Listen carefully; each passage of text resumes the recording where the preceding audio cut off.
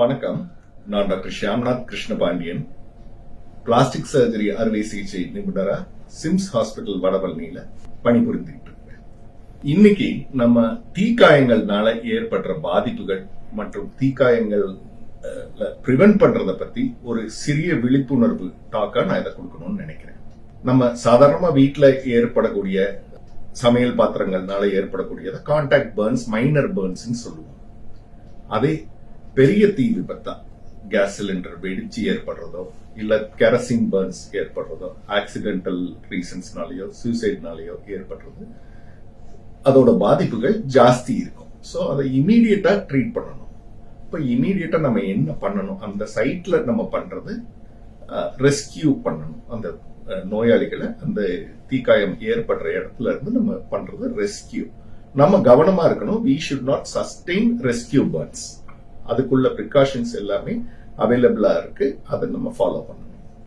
அதுக்கு அடுத்தது பார்த்தோம்னாக்க, இந்த தீக்காயங்கள் ஏற்படுற நபருக்கு இனிஷியல் ஃபேஸ்ல முதல் 24 மணி நேரத்துல அவங்களோட டிகிரி அண்ட் பெர்சன்டேஜ் ஆஃப் பர்ன்ஸை பொறுத்து நீர்ச்சத்து வத்தும் உடம்புல, டீஹைட்ரேஷன் போவாங்க.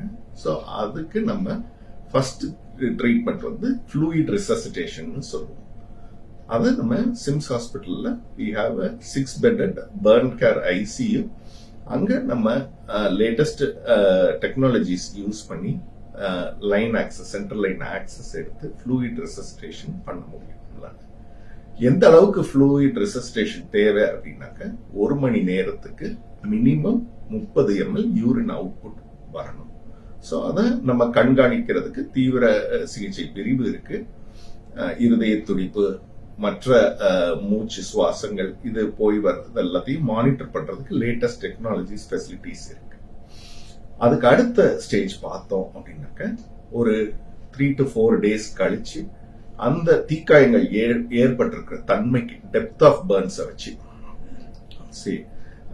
செகண்ட் டிகிரி டீப் பர்ன்ஸா இருக்கட்டும், 3rd டிகிரி பர்ன்ஸா இருக்கட்டும், ஏற்பட்டிருக்கிற எஷ்காரை ரிமூவ் பண்ணிட்டு நம்ம அவங்களோட தோலை நம்ம யூஸ் பண்ணிக்கலாம். இது ஒரு 25% வரைக்கும் இருந்தா அவங்களோட ஸ்கின்னே போதுமானதா இருக்கும்.